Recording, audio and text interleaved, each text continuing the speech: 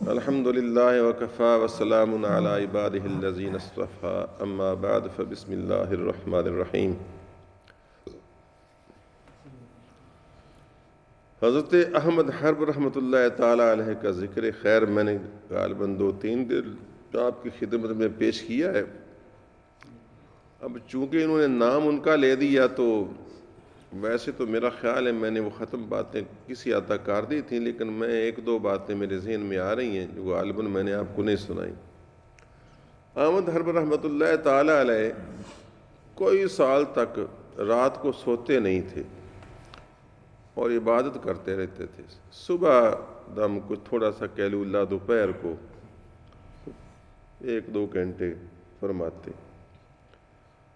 اور یہ مشکل نہیں ہوتا، انسان کی جناب طبیعت ہے نا، اللہ نے بندے کو بڑی شے بنایا ہے، یہ اپنی طبیعت کو جہاں عادی کر لے وہاں عادی ہو جاتا ہے۔ یہ برزخ کبریٰ ہے، یہ اللہ کا خلیفہ ہے، بندہ بڑی شان رکھتا ہے۔ اللہ تعالیٰ اس کو اگر صلاحیت بخشے اور اس کا رخ صحیح طرح ہو نا، یہ بڑی شے ہے بندہ۔ اللہ کا خلیفہ جو ہوا، نائب خلیفہ، خائب خلیفہ نائب کو کہتے ہیں۔ آپ دیکھتے نہیں کیا کیا شے ایجاد کرتا ہے بندہ، کیسے ہواؤں میں اڑتا پھرتا ہے، کیسے سمندروں کی تہہ میں جناب آب دوزوں کو لے جاتا ہے، کیسے نشانہ کہاں سے چلاتا ہے، کہاں جا کر لگتا ہے۔ حقیقت یہ ہے کہ بندہ اگر اپنے دل سے، دماغ سے، وجود سے، روح سے طاقت لے، یہ تو صرف مادی طاقت استعمال کرتے ہیں نا، اگر روح کی طاقت ہو تو اس سے بھی کہیں زیادہ ہے۔ روحانی طاقت، یہ تو ہوائی جہاز سے جاتے ہیں نا، اور روحانی طاقت والا ہزاروں میل دور سے تخت بلقیس کو چشمے زدن میں کھینچ کے لاتا ہے، وہ روح کی طاقت ہے، روح کی کشش کرتی ہے۔ تو احمد حرب رحمۃ اللہ تعالیٰ علیہ رات بھر نہیں سوتے تھے، کوئی سال اس طرح بیت گئے۔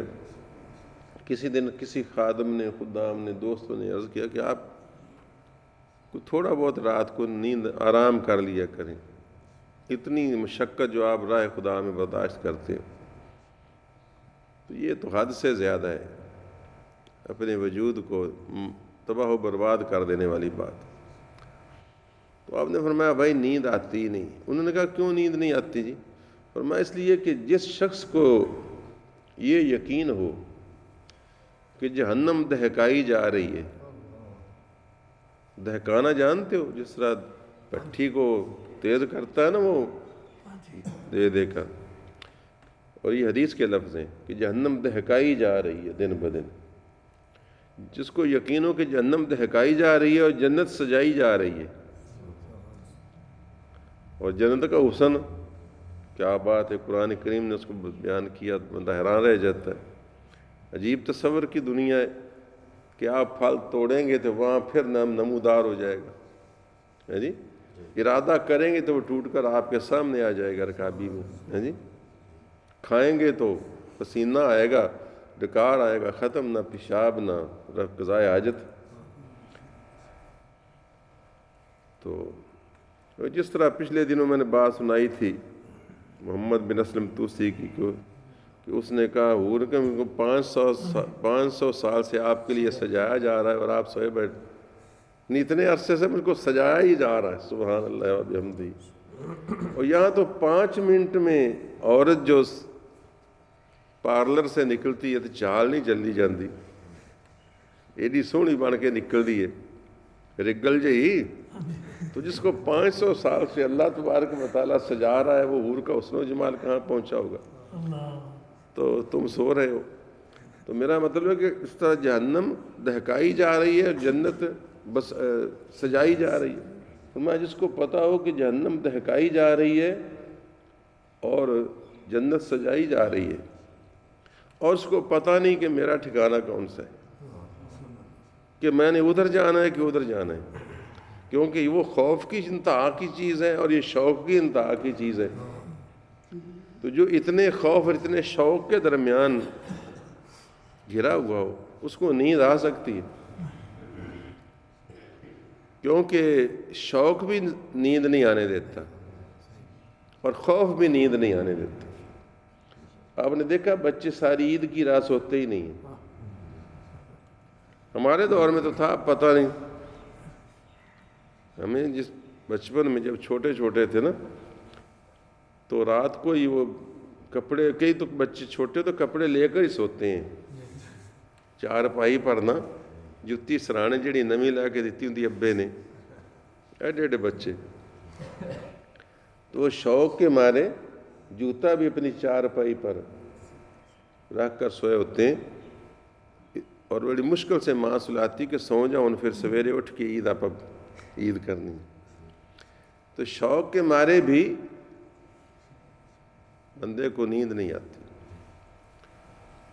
آپ پتہ دولہا جو ہے سارا دن بھی بھاجڑ پاجڑ، پھر ساری رات بھی فٹیگ پہندی انہوں، تو مڑ بھی انہوں سنوں جی کو نہیں کرتا، شادی جو ہو رہی ہے اس کی۔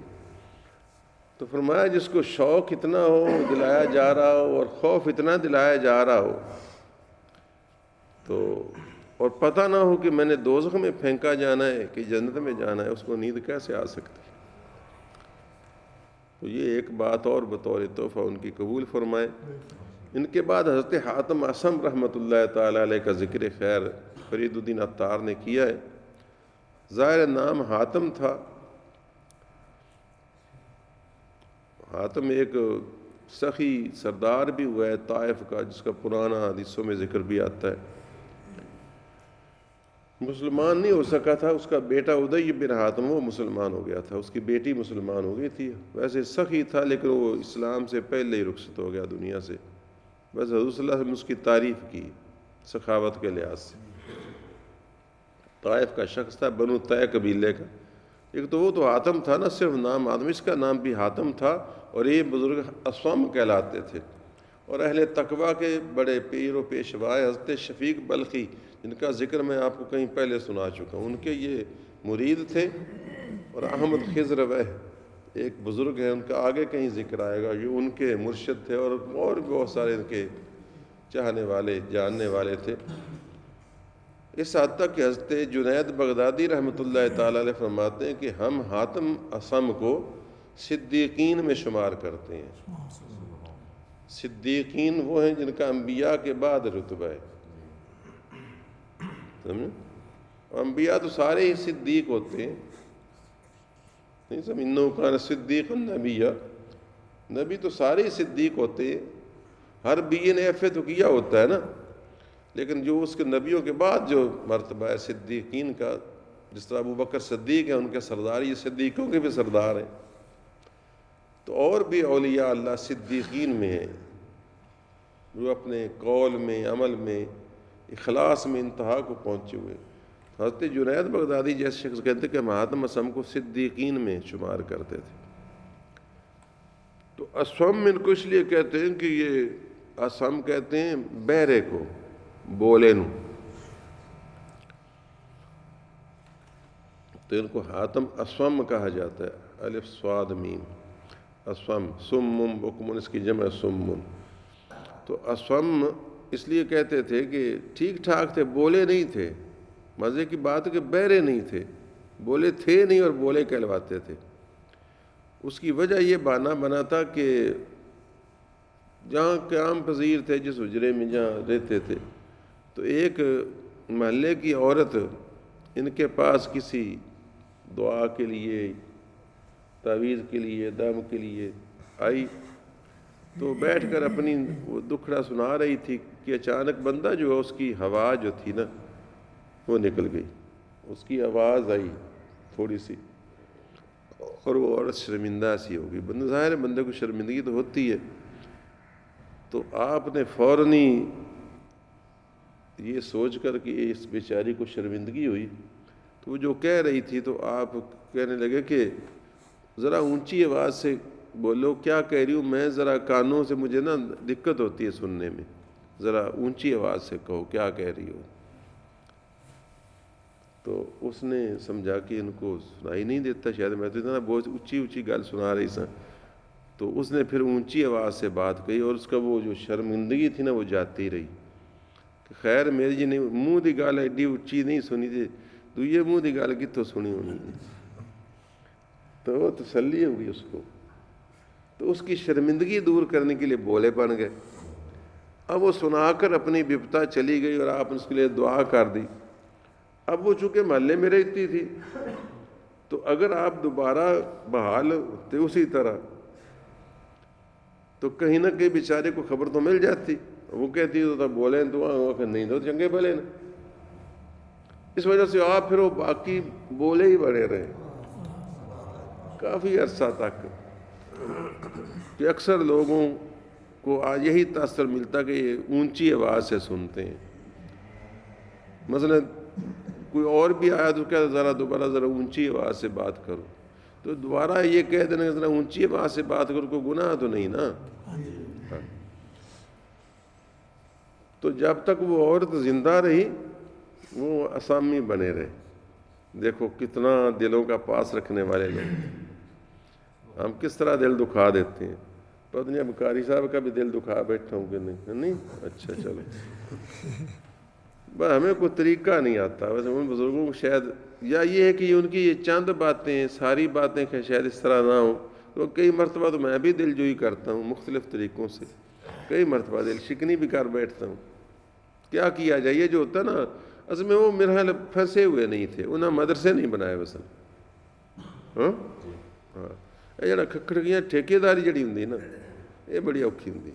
ٹھیکیداری جی کسی آخنا پہنتا ہے کہ کاکا ہاتھ ذرا ہلا کہ نہیں تو بھی اوکھا ہے میں بھی اوکھا، میں بھی ٹھیکیدار ہوں. اگر کلا آدھی جان نہیں جان ہو تو مجھ میں مرضی لگا پھر. تو اس وجہ سے ان کو حاتم اسم کہتے تھے. اور آپ کی بھی بڑی دلچسپ باتیں انشاءاللہ تبارک و تعالی میں شروع کروں گے.